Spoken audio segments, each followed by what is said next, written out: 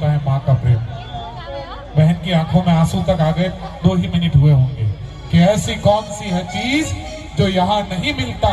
अरे सब कुछ तो मिल जाता है मगर माँ का प्यार नहीं मिलता। और जिसके घर में माँ है कि वो गीत क्या जिसमें कोई तान नहीं है, वो इंसान क्या जिसमें स्वाभिमान नहीं है। अरे पत्थर की मूर्तियों से दुआ मांगने वालों, माँ बाप से बड़ा कोई भगवान नहीं। और सुनाओ,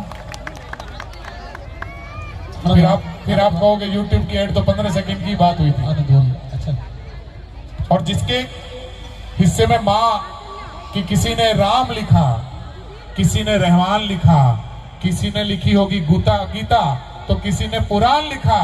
और जब बात आई कि पूरी सृष्टि को एक शब्द में लिखा जाए, सबने कागज उठाया और उस पर मां लिखा।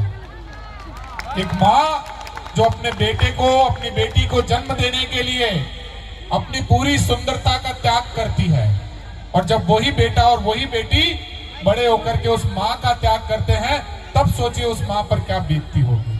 वो मां जिसने जन्म देने के लिए बहुत कष्ट सहा है, आज वही औलाद यदि कष्ट देना शुरू करे तो क्या होगा। और पिता की स्थिति तो अद्भुत है।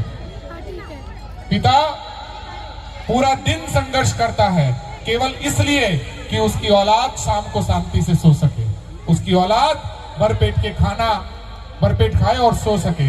इसलिए इन पिताओं के लिए भी एक बार जोरदार तालियां बजाइए, क्योंकि आज की औलाद लड़ने झगड़ने बाप से वो बेटे निकल पड़े, शीशे से बात करने को अब पत्थर निकल पड़े। लड़ने झगड़ने बाप से वो बेटे निकल पड़े और शीशे से बात करने को पत्थर निकल पड़े। उन कमबख्तों के बदन से भी कीड़े मकोड़े निकल पड़े जो अपने बाप से लड़ने झगड़ने निकल पड़े। क्योंकि माँ और बाप अद्भुत है साहब, इसका कोई मोल नहीं है। इसलिए जब तक आपके माँ और बाप है उनका सम्मान करना, लेकिन एक दिन ऐसा आएगा अगर आज सम्मान नहीं किया, आज उनको प्रेम नहीं दिया, तो एक दिन आप उस तस्वीर के सामने बैठे होंगे और आपकी आंखें गंगा और सरिता बहा रही होगी। उस समय सब कुछ चला जाएगा। इसलिए ये जो माँ का प्रेम था इसका सम्मान करें। लीजिए उसी माँ का पहला स्वरूप बेटी, और सूरत की बेटी को ही मैं आवाज दे रहा हूँ। बहन निकिता लखारा राजस्थान के कार्यक्रम के